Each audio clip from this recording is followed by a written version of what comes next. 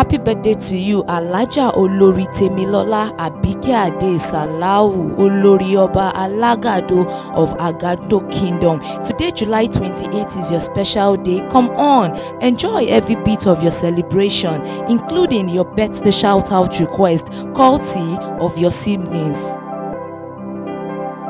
Mo rẹ́gẹ́ mi tó ń ṣalẹ̀ lákìtàn. Mo rẹ́gbẹ́ mi tí wọ́n ń dáwọ́ pọ̀ fún jẹun lóríta.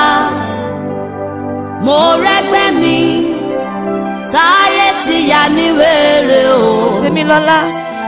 Èmi ò ṣe níyàn o bàbá. Onídúró mi ẹ ṣeun o. Agbẹjọ́rò Temilola ẹ ṣeun o. Bó jẹ́ èèyàn ló dúró ni wọ́n á ti máa sọ̀rọ̀. Bó jẹ́ ènìyàn ló ń dúró ni wọ́n á ti sá lọ. Alájà. Bó jẹ́ ènìyàn ló dúró ni wọ́n á ti máa ṣèrègùn. Onídúró olórí ọba Alágàdo. Kì í ṣe mímọ̀ ọ́ ṣe, kì í ṣe agbára mi, kì í ṣe títóbi mi o, lẹ ṣe dá olórí sí bàbá. The merciful God.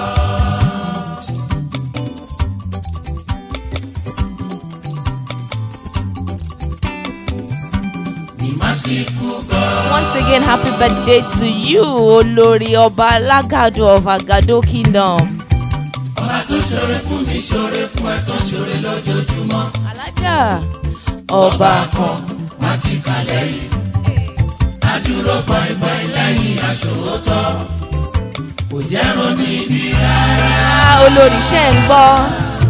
The merciful God.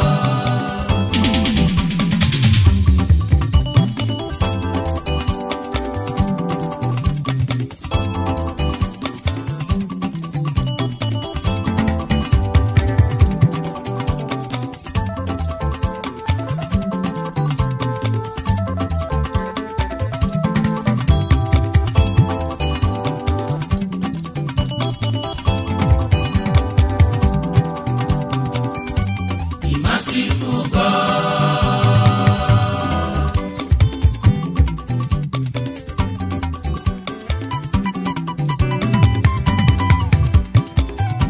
The merciful God.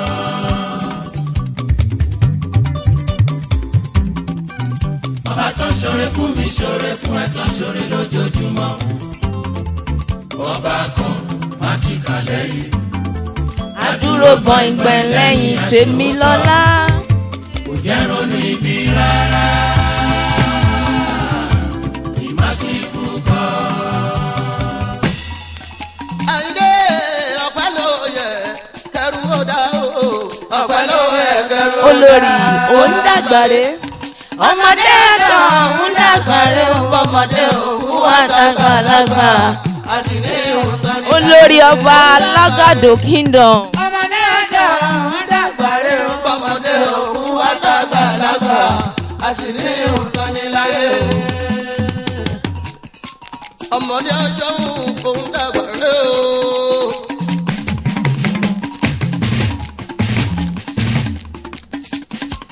Ọmọdé ọjọ́ òun dàgbàre o. Orí jẹ́ òpẹ́ láyé. Kò sí báwọn tálágbà kò sí níhùn tálágbà ń ní. Kò sí níhùn tálágbà ń ní.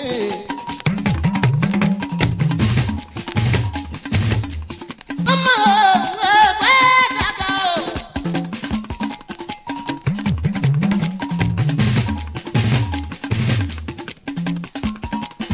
Ọmọ ẹgbẹ́ dàgbà o. Ọlọ́jọ́ bí wà àgọ́dún mẹ́wàá o. Ọmọ o.